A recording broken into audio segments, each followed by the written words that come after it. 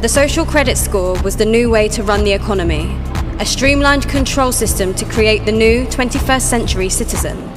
It was a point system that would track and trace you and assess your worthiness to society, socially engineering you to be who they want you to be.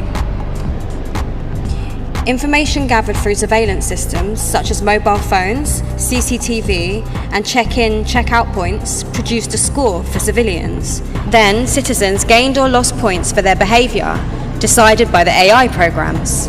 If you stepped out of line, spoke against government policy, or were a bad person, points would be deducted from your score, bringing your monetary allowance down each month. But you could get points rewarded by donating blood, or giving to charity, or even doing some community work. The death of independence crept up on us slowly and then swallowed us whole. The only way to live your truth or to speak up was to not follow the order. The surveillance systems could track you from any angle, even from other people's phones, so there was no grey area or loopholes. If you were caught, you were taken out to the rehabilitation camps to be reset and re-educated. However, most knew that once you left, you wouldn't come back. Economies completely collapsed through their continual barbaric media messages on green issues and conflicts of countries around the world, using money not for the people, but to cover their dark agenda. New regulations forced onto the people to push this evil system were so disconnected from what we are and made us into dependent fools. Governments played condescending announcements in the street, stating measures were for a better world.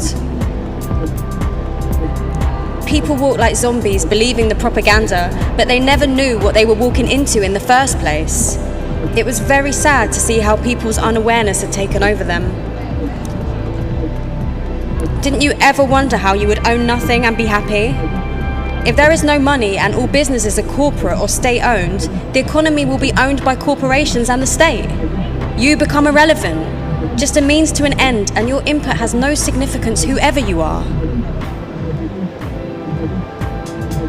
Nobody knew how serious this was on the build-up. They were swallowed up by the demonic media messages. It was a pure evil system designed to destroy and break down the human psyche, creating conflict, tension, distorting the true world, and making people aggressive towards those who didn't support the lies and corruption. Fear and evil was projected out constantly, telling us their vision and suppressing our own imaginations. Yet all we had to do is switch it off, tune out of this darkness, and create our own version of the world, our own vision. They fitted the credit score into society, stating it was for our best interests and for our safety. But it broke the rule of law and infringed on our legal rights as humans and as beneficial, thriving communities. The efficiency of AI had taken over, but had been inverted for control purposes. One of the most frightening aspects was the control was implemented by an invisible hand, run by people we would never see. Ultimately, this was a system that no conscious, awake, and aware person wanted. So we need to ask, what created this system? Was it us?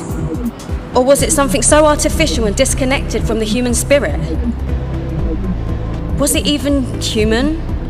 Whatever the truth, the most important point is that we allowed a social credit score to become a reality because we undervalued the soul and essence of what we really are. We are divine creations that have been distorted in our minds, trapping the self in a personal and collective prison.